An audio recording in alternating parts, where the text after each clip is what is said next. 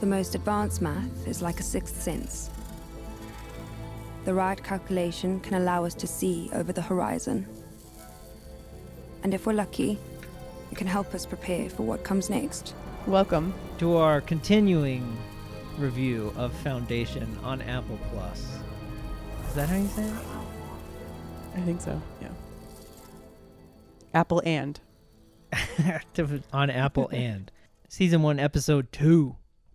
Preparing to live. Preparing to live. Yeah, okay, you could call it that. This is spoiler upon spoiler. Come back later if you don't want to be spoiled. Sorry. I had a revelation. Okay. Before we watched Episode 2. It can't be a Monster of the Week because it's based on novels. It's just not how novels are structured. You're right. We may have been overambitious in that idea. Did this episode kind of inform you further of that? It did reinforce that. It's funny that you mentioned that because I do have some stuff in my notes that are very like bookish ideas that can't really be captured in a show. I look forward to hearing about that. Well, first I wanted to talk about the intro, which you have... the glitter bombs. Yeah. I love them. You praised last episode, and I paid more attention this time. Very well executed. It reminds me of some stuff in Prometheus, like the DNA strands. It was cool. I liked it. The bright colors. That always gets me. Big bright colors guy. Really? Okay. Yeah. I'm not sure I knew that about you. I should have wore a brighter shirt. That would have made that make more sense. You often do wear a much brighter shirt. Yeah. This episode starts quite aggressively. A lot of shoot 'em up. We're in an illicit biohacking laboratory. Demezriel delivers a very succinct explanation of what they've done to this lead scientist. Yeah. They've severed her cervical spine. In a very specific way, by a guy taking a shot across the room in a very frantic, crazy situation. I feel like there's a much better way to execute that whole break-in that they do into the facility, but it was like it was chaos. Right, they probably could have just gone to her quarters. Right, you they didn't have to come in the middle of a work day. Yeah, or so full staff, lot of civilian. Demezriel pulls out the data pad with the hologram of the bombers. Ristices. Yes. And it's very clunky and thick, like old school Star Trek, just like chunky. That was the first time I noticed it, but it's consistent throughout the whole show. There's another scene where they're training for Terminus, and the surveyor up above on the platform has a data pad, and it's also clunky like that. Like it's a very through line throughout the show. That maybe they're ergonomic. Like maybe people realize like what horrible like wrist and finger pain I've been getting from doing this too much. Maybe it just requires big old tubes. You like that? Literal cathode ray tubes. Yeah, cathode. They went back to cathode ray tubes. See, for us, they're great. We had no idea. In our universe, they're old technology, but if you wait, it comes back around on a long enough timeline. Cathode it's like tubes fashion. Exactly. It's just like fashion. Everything goes in cycles. Do we even need to talk about Gaal and Raych? They kiss so much. While I was sitting here thinking about it, I realized they make out like teenagers. And that's what Gaal is. Oh. I think Raych is like 35. I think that's really the only super gross thing about it. Like if they made out that much, like middle-aged people, 20, 30, I know that's not middle-aged, okay? I'm clarifying. I don't think I would find it gross. It's just something about how they really, there's a lot of smushing. Yeah, they get after it. Look, as someone who loves kissing, I mean, I find it it's a little icky. It's a bit much. And also, I just don't care about their, like that storyline. They're like forbidden love thing going on. Not so forbidden. It's all in Raych's head. It's just Raych. Yeah, it's just Raych doesn't want to. Yeah, whatever's going on there. I Maybe don't really care. He's 35 and she's 16. Yeah, that's what it is. Like that would be a legit reason to keep your relationship hush hush. And poor Gaal is just like, you just don't want Harry to know. But meanwhile, Raych is like, well. When I first watched this episode, I was like, oh my God, why is Gaal always in the pool? Why is this her thing? And then I realized she comes from a predominantly water. She's a fish person. I didn't get it until the scene when Harry says, "You were down there for a long time." And then I realized that's why she can hold her breath so long. That's why she's always in the pool. It makes sense for her character. I'm a dummy, but I figured it out. Let me make you feel a little bit better. Okay. I never bothered to make that connection. You don't even care. No. Yeah. I was just like, a return to the womb. Yeah. I think it's something that we're meant to catch on. Yeah. It's like I probably agree. a big part.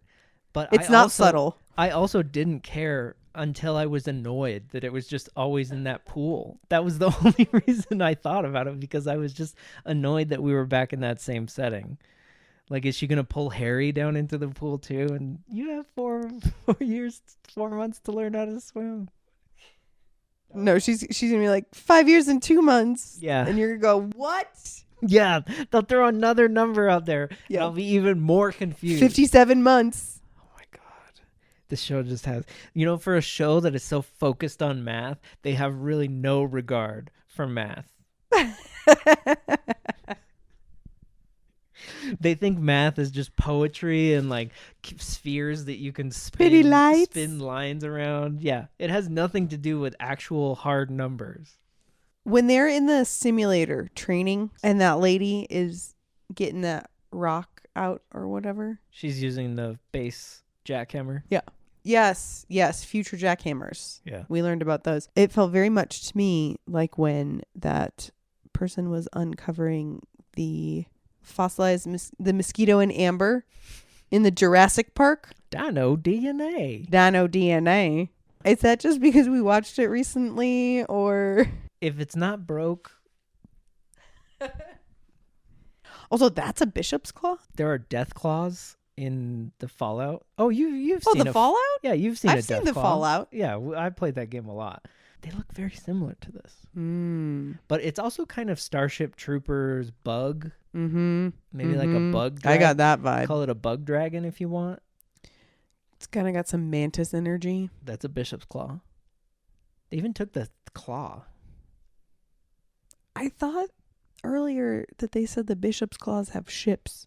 When What? the kids were near the vault, they're like, No. there's a bishop's claw in the valley. I thought they said something about the bishop's claw having a ship, but I must have misheard. They must have just been talking. They must have been saying like there's antelope in the valley. Yeah. Because I heard it as like there's Klingons in the valley. Oh, maybe it's like a gaggle. Like when you get a group of bishop's claws together, it's called a ship. There's a ship of bishop's claws in the valley. We got to hurry up and pass out in front of the vault. A ship is scarier than a murder of crows. Yeah. Okay. And somebody walks in and calls him Harry, and he's like, ugh. Right, yeah. Ugh, it used to be Mr. Selden. They're in the nursery. Gail says, like, maybe it's not so bad they're calling you Harry.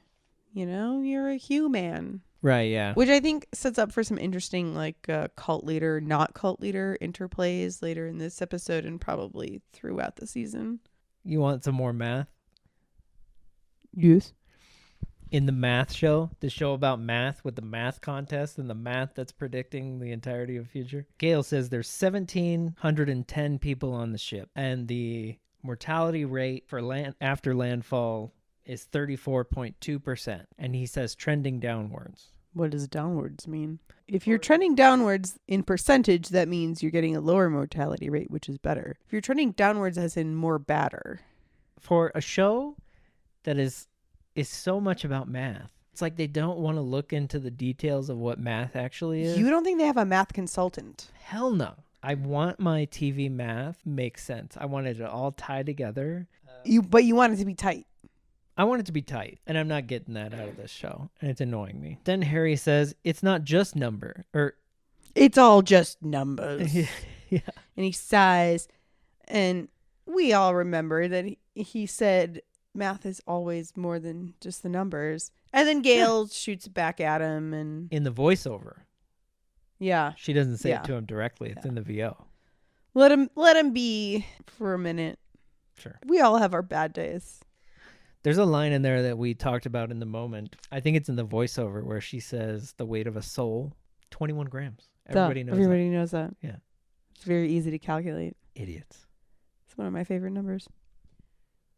Now we're back on Trantor. Okay, yeah. It's not the first time I've thought, are they being set up? But I'm like, are they being set up? And then this was the first time where, early in the episode, where I'm like, they are scared. I don't think production wanted me to think that. Now it seems more like that part of the story is just to illustrate the different aspects of Empire, like how each one of them views the Anacreon Thespius, who's to blame, and the politics of the situation. So they're more not a plot point in and of themselves, but almost like a counterpoint, right, to allow us to explore Empire. Right, exactly. I like that. It's not really even about whether or not they did it. They're kind of one-dimensional, Yes. both of them. Yeah. Because they're filling a role. Right. Okay, I like that theory. Which actually brings me to another thing that I had been thinking about. Is Dusk still the Emperor, or is Day always the Emperor? Or do they all rule as the Emperor equally? I assumed that all three of them were the Emperor together. But there were a couple times that Day and Dusk almost seem to almost get into a power struggle, just like you don't need to be there. Well, I know, but I want to be there, kind of thing. If there are limitations to Dusk's responsibilities, that leads me to believe that Day is just the Emperor. I remember reading something in one of the descriptions I had read about this show. It described Dusk as waiting for his natural death, which also just, it lends itself to this episode because we see Dusk attempting to paint on the mural. It's like, if that's how he's spending his days, he's not really ruling. Like, his ruling days are gone. Pun not intended.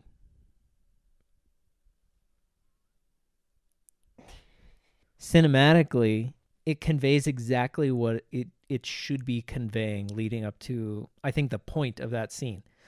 It's like the high angles and slanted, it makes you uncomfortable. How it makes you feel like he's so high up there. But there's only maybe one or two shots where you go, oh, that's like an 8-foot ladder. That's not that high at all. Like, the cart is half the size of the ladder. But for the most part, the way that they're filming it, it feels precarious. The little landing that he's sitting on, it feels tiny, and it just feels dangerous. And they kind of make it seem like he's going to get injured. He slips off the ladder. He spills everything. The moment when he looks at his hand and he's got cloning palsy, or whatever they call it in the space future, it like all of those other shots like further reiterate what the point is of that whole moment. Like, he's weak and he's becoming weaker. Then we're in the zygote bank, which is pretty cool. Gaal has her zygote stored per protocol. What an awesome idea. Now you can just pass out zygotes when you get to the planet. Which is anybody that wants one, come get one. An unfertilized egg. No, once it's a zygote, it's fertilized. Whoa. Hold the phone. I just changed the meaning of that scene for our co-host here. I considered it, but I dismissed it because I was like, well, Raych doesn't want anyone to know that there's a relationship, and yet he's waiting in the next room. Oh my God, so good point. There's no way that is a fertilized egg. Yeah, this is a zygote. He can't risk the doctor, like, knowing that they're, intimate. Yeah, he sucks at this. If it was that simple, I would donate zygotes all the time. Right. You're just, what is it, weekly? Monthly. You're going to drop off a zygote. I got there. I know how anatomy works. I'm smart. I know maths and anatomy. I'm not that dumb. Okay. I believe you. I am. I might be. And then the Empire goes to visit the Scar. we don't learn it right away, but Dusk has a conversation with Day about visiting the scar at some point. It makes it seem as if this isn't new. The way Day confronts him about visiting the priest makes it sound as if Dusk has been there or Dusk goes there. Yeah, what is his fascination with this specific religion? It's not Yeah. the first time he's consulted with the seer priest. I wrote down exactly one thing about this scene. Very convenient to find him right here Yeah. along the gash. If we were to look at the probability of being directly next to the gash, not in it and not all the way away from it. Can you stop calling it the gash? Is that not what it's called? The scar. It's called the scar. He's right in the wizard's sleeve. Oh, no. And there was the seer Yeah. priest. I gotta tell you, I really don't care for any of this seer priest and the sleeper and the dreamer and this weird connection that they're maybe trying to make, that the emperor, that Dusk actually is aware of this obscure religion from Synax, and I'm sure there's going to be some confluence of, solving the math problem, but also fate having some part of Gaal making some big decision in this whole scheme. I'm almost curious if the whole seer thing is a MacGuffin. Maybe it is even integrated better in the book. A MacGuffin is like it leads you astray. Like you think it's about the seer, but in actuality it has nothing to do with the main plot. And sometimes I'm wondering if that's why it's so misrepresented or so misintegrated in this story right now, is because it doesn't actually pan out to anything. Because if you look at that scene for what it is, it hammers the point home that Dusk is losing it. He's got clone dementia. But this is not his first time hanging out with the seer priest. Yeah. So it's not necessarily about the dementia. I'm just throwing out predictions, that's all. Is that okay to do when you watch television shows? No, keep that shit to yourself. Dembot gets damaged. Yeah. This is when we learn she's Dembot. That wound that she's... The gash. Very Geiger-esque. Her innards, don't you think? Yes. And then she uses her little airbrush to... Yeah, that was cool. I want one of those. Dawn says, "Oh, your kind died." And she goes, "No, my kind were killed by your kind." I love that she makes that distinction. I don't know if it's going to go anywhere from that, but it's true. Those are not the same thing. This scene also made me think a lot about why I feel that this whole situation is so incestuous. When Dawn sits on Day's lap, it seemed uncomfortable because they're not really brothers, and that's not his son. They're all the same person. And then when Demezrael is repairing herself, it's very like mommy brushing her hair. Dawn just sits there and watches her. Yeah. And she looks kind of naked from the back. She looks kind of naked. Yeah. She's been around. She mentions this in that same conversation. I've been around for a very long time, right?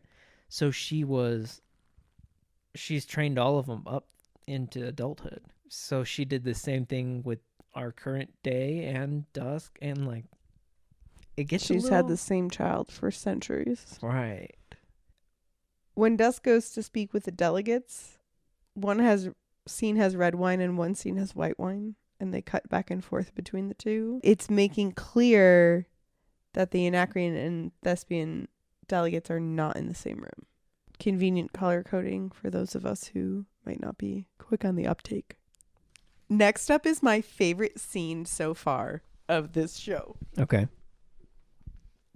Harry Seldon gives a rousing speech in the laundry room. Oh, God. In response to a question and asked by a clear audience plant.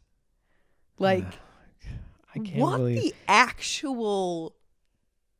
Did we decide if I can F word in this show? Go ahead. What the actual It gets better. After he finishes his rousing speech to all the Joe and Jill Everymans on the ship in the laundry, someone looks at him and goes, "May I shake your hand?" And he does. He shakes a lot of hands.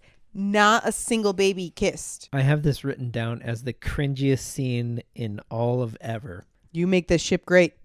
He even says, even if you work in the laundry. Read the freaking room. You know what I like in my sci-fi? Not addressing the least sought after jobs in a perfect society. You know what in the most pandering way possible. You know what? When I write my sci-fi, Your sci-fi. they're going to go down to the laundry room and they're going to be like, we are so glad that you make more than us. It makes like, do you have any idea how Right. clean my underwear is? I love you. Harry should have gone into the laundry room and said, I just wish my name would be remembered in 1,000 years, but I sure am glad that yours will be instead. Because you are what really matters here. With the prestige of being a captain, I don't need a high salary. You're the ones who deserve the Yeah. high salary. I'm so glad our society, our new society is set up this way. I think it's working out great. This is so much. You know how a pyramid is built like this? Now the people on the bottom make the most. Doesn't that make sense? I'm so glad we thought to turn the pyramid upside down. It's really served us well. And I think that we're going to survive this galactic darkness for 500,000 years. It's great. We're just getting ready to live. We're not living right now. Yeah.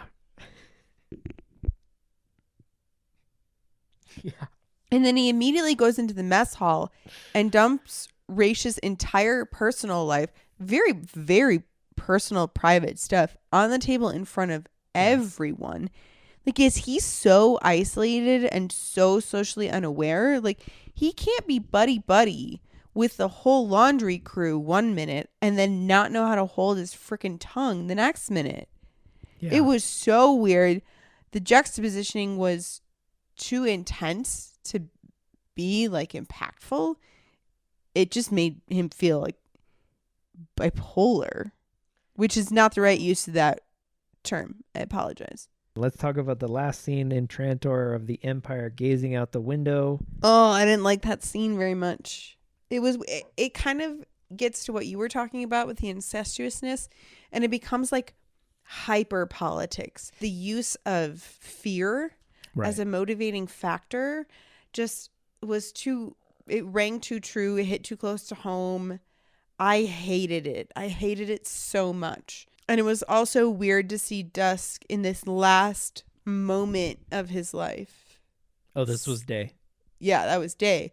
But Dusk in his last moment of his, like, minutes after he says, use the stick as much as you like because it feels good. Yeah, they addressed that too. Yeah. Yeah. Day even calls him out on it. Mm-hmm. And then, I didn't watch all of the executions. It was activating my discomfort with heights. Oh. It was giving me a feel in my tummy. It seems like you can even kind of see the grin creep across Day's face during that. Oh yeah, he's I mean, rock it's hard. not surprising. Yeah, he's Granite. full mast. Yeah. Yeah. Dawn asks Dembot, how often do we choose this? Always. Always. Am I a fool? Am I a complete horse's ass for looking at this little Dawn who's thinking to ask these questions and going like, maybe the asking of the questions is the road to change? Humans are complex, and it's not all that unlikely that Day did ask the same questions when he was a child, just the same as Dusk is having these reflections in his older age. Day will also reflect upon his time as a ruler in the same way. I had a couple moments in this episode in particular where I thought, how does Day not realize that he's speaking to himself when he's speaking to Dusk? He doesn't. Yeah. He knows it when he's looking at the child. He's like, you'll Yeah. become me. Like, you're almost me. Right. I think it's because he can't look at someone and go like, you are me plus more. Ooh, that's good because of how resentful he is when Dusk is visiting the... do you think that was Cleon 1 or Cleon 10? 10. Really? You think it was the last living one? Yeah. Huh. I thought that too when we first watched it, but then on second watch I was like, no, I bet Cleon 1 is the only one on display. And the rest are all Doesn't one of them say underground. something about it? You're not allowed to keep your remains? I thought I Whoa, caught what? that. I So never heard maybe that. that is Cleon 1 and all the others have to be buried or I think spaced or something. especially because Dusk is looking him dead in the eyes, talking about, imagine thinking you're Good point. so superior that you're the only one that you need for the rest of, to rule for the rest of eternity or whatever. Yeah, I bet that was Cleon 1. Yeah, He should have I been take it back. holding. He should have been holding up one finger instead of two. Yeah, it doesn't have quite the same snap when you just spin one finger. No. This has a much more like do my bidding than just one finger. Yeah, 2 fingers gets it done. Like this is kind of a little bit like not ballerina. Prissy. Yeah, it's prissy. But 2 is like Mm-hmm. Yeah. the finale of the episode here when we find Raych with a knife in Harry, right? It's confused. Like we're already confused. We don't really know what's going on. But also, do we really know how we feel about Harry? Or Raych. Right. I mean, I feel like if I read that in a story, if you frame Harry as this kind of gray character, it's easier to maybe still root for Raych. Like maybe he's being set up in some way. Do you see what I'm getting at you here? think these ham-fisted broad strokes were an attempt to develop depth of Harry Seldon before he gets iced? Yeah. Okay. I see what you're saying. Mm-hmm. I don't think it was well executed. No, I don't either. I think episode 1 did a much better job developing the depth and emotion of Harry Seldon. Mm-hmm. And episode 2 turned him into a caricature. The scene in the mess hall, that scene would have made sense if Harry had had a few drinks. But he just walks in stone cold sober and says horrifying things about someone's traumatic past without blinking. Like, Yeah. that's like a sociopath knows better than to do that. A sociopath knows that is going to be a huge red flag. It's almost like somebody's taking polyjuice potion and Mhm. hates Raych. They're trying to steal Gaal from Raych, so they take the he killed a clone. That's not the real Harry Seldon. Are you suggesting that no one has ever made Foundation into a TV show up until now because it's not that good? They made iRobot a movie in like 2015. Well, they had William Smith on that. Yeah, You can do anything with William. Yeah, Big Willie. You could do anything with Big Willie. Take that Big Willie style, you smear it all over, boom. We could wow.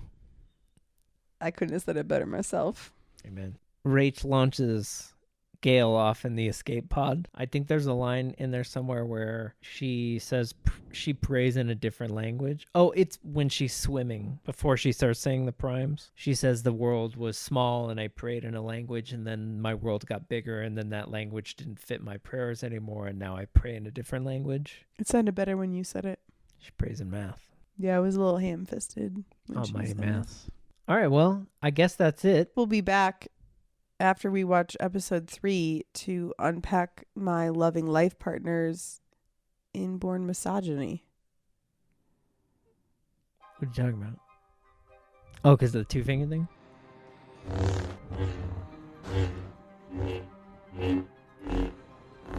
Join us for episode 3. I'm going to put sound effects in right here that are like...